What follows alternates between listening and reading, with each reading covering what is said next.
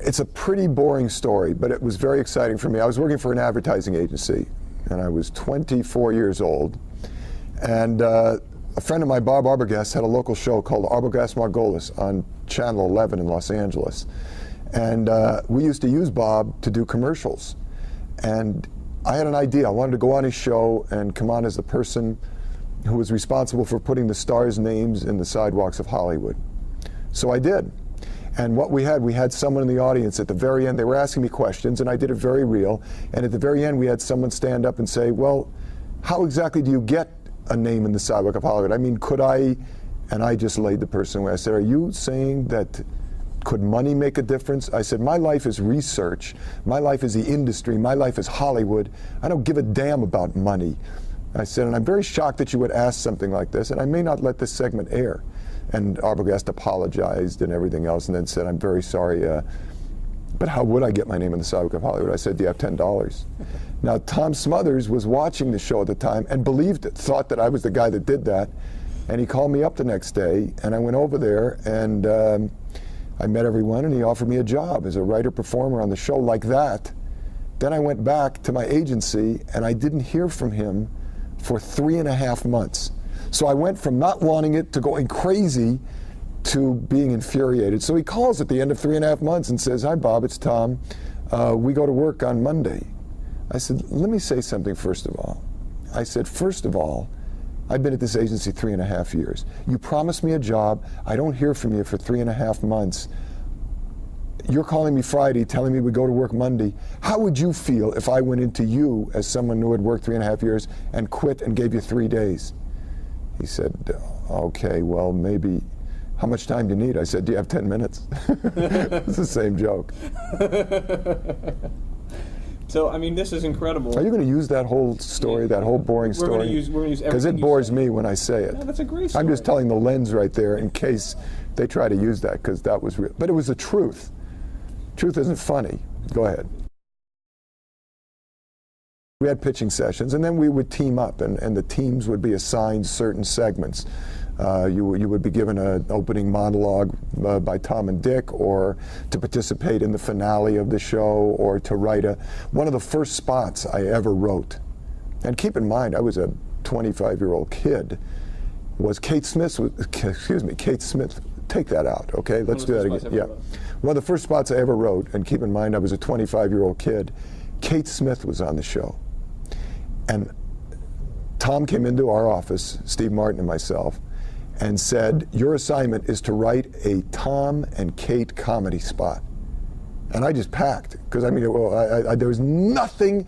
So then I thought, and I thought, and I thought, and I came up with what I thought was very funny. And it was just a 30-second thing. It was Kate Smith as Oliver Hardy, and Tom as Stan Laurel, and he did a great Stan Laurel, and we did a little Laurel and Hardy thing. So I came to the read-through because I was so proud and excited that my first piece was going to get on the show, and it was pretty funny, and everyone was at the table, and it got to this spot, and Kate Smith said, who wrote this? And I said, I did. I stood up. She said, I'm not doing the show, and walked out. They had to get her back and bring her in because she said, you think I'm Oliver Hardy? I said, no, you were going to be Stan Laurel. I said, that was a misprint. Tom was going to put on a fat suit. I don't think you're fat at all.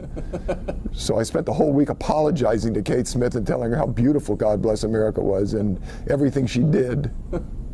And then I did something else that week. I shouldn't tell all these stories, but no. Kate, who actually had a great voice, I shouldn't really tell this. Tell it, and if you don't like it, we won't use it. Okay, but what happened is I had stepped in it in the read-through. She had walked off the show, and we had to bring her back, and I had to apologize and tell her that I didn't mean. And then, later in the week, I went down to the studio looking for her, and she was on stage in a shower cap and no makeup and a bathrobe, walking around. And I asked someone next to her, have you seen Kate Smith? Honestly, because I didn't recognize her. So it was kind of a double header. But I could be forgiven. I was only 25. My favorite show was the Liberace show. That's the one we won the Emmy for. And that was a lot of fun because Liberace hadn't been played with on television before. You know, he had this image, and we really tore it up, and he was great with it. Very funny and very agreeable, and it was really a great show. It was very exciting and very unexpected, because when we went to the Emmys, we were being censored at the time, right and left. And we found out before the show, we were nominated for writing, and we found out before the show that the clip they were going to put on the Emmy was censored, that we had sent over. So we said, that might be a sign that we're not going to win. That may be a little hint that they don't care that much for us, and we shouldn't be here. So when they announced it, it was really exciting. And you know, we were, again, we were all kids, and when you win an Emmy for doing your first show, you think that's what you get every year. It was like, oh, we won it this year, we'll win it again.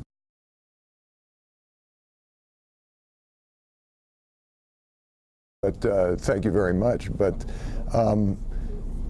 no, there's no answer to that. The only thing that I can really say is Tom and Dick really gave kids a chance. I mean, we wrote the show, and we were responsible for their lives, for their making it or failing, which was unbelievable. They had no ego. I remember having a situation, I'll tell you a great story. And I don't know if this ever made air, so I don't know if this piece will air, but after a while, when you work with a performer, you build up confidence, and the performer starts relying on you. Well, I had done a few things, and Steve and I had done a few things that Tom and Dick really liked, and they had a lot of confidence in us. So I came up with an idea for Tommy to do. He wanted me to come up with Officer Judy ideas every week. So I came up with an idea that I would guard him this week, and he would be a rock and roll comedian, an Elvis kind of comic. And we wrote a great comedy act for him and put him in an Elvis outfit, and in front of his little stage we had screaming girls, and then the audience. Well, when we did it at read-through and rehearsal, people were laughing, but it was us. It was the writers and everything else. And I'm not real sure what we were laughing at, because Tommy really sold it. He really went after it, and he was moving his hips and doing the jokes, and the girls were screaming. And he came up to me after rehearsal. He said, "This isn't working." I said, "Listen to me. Trust me. Okay?" He said, "But it's not working." I said, "Were people laughing?" He said, "Those were the writers and everybody." I said, No, they don't laugh. It's funny." So then we do it in front of the audience, and he is selling it with the drum after each joke, and the girls are screaming, and I'm standing next to him as Officer Judy, guarding the crowd from him, and I can see the audience, and they're looking at him, staring at him like he's a painting. So right in the middle of the act, I said, "Tom," he said, he went right, I said, "You were right, you're bombing." What do you do at the end? Nothing. I loved it. I loved it more than if he had made it. The first time I did Officer Judy was, we had Judy Collins on the show, and we were trying to come up with a way to have fun with one of her records.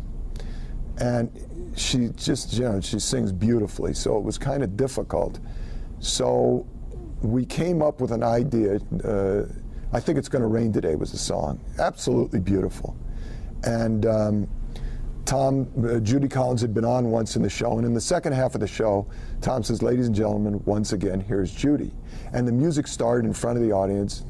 I Think It's Gonna Rain Today. Curtains open, and I'm there with my motorcycle, lip syncing I Think It's Gonna Rain Today, her voice.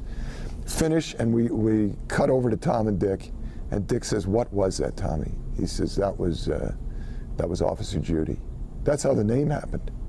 And he said, what's going on? He said, "Well, I got stopped. I was speeding coming over here, and I got stopped." And Dick said, "And you promised this cop he could be on the show?" He said, "Well, not just once. I think it was 6. And at that point, I came in, back to the camera, blocked the whole thing, and said, "How did I do, Tom?" He said, "You were great." That was the first time it was ever on. It was just kind of a fun idea, because it was a show with a policeman. And anytime things, we were always in the news about we've gone too far, or we're stretching this, or we're pushing that, and we had our own policeman now to come on and be very straight, and to make sure the show would keep at a certain level. And then I arrested Liberace on the Emmy show, which was a lot of fun. Well, what we wound up doing is we wound up putting very outrageous things in the script. And it would go to the censor, and they would cross that off, that off, that off, and then something we wanted.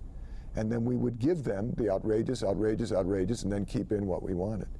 But if you look at our shows now, they're so tame. I mean, I can't remember anything that we did then that would even open your eyes now and say, wow, you know, that's unusual. The one thrust of the show is this, you know, Smothers Brothers were against the Vietnam War. That's really, you know, an attitude that they had that other shows didn't have. Laugh-In kind of touched on it at the time, but we hit it fairly hard. Some of the things we did were cute, and some was funny, and some was amateurish and awful, but there was a special attitude about the show that I loved. I mean, you know, you couldn't, at our age, to be able to go home and watch a show that all the young kids were watching and be a part of it was, you know, it was just unbelievable. It was great. I'm just sorry that it was canceled when it was canceled, because Tom and Dick could have gone on for a long time.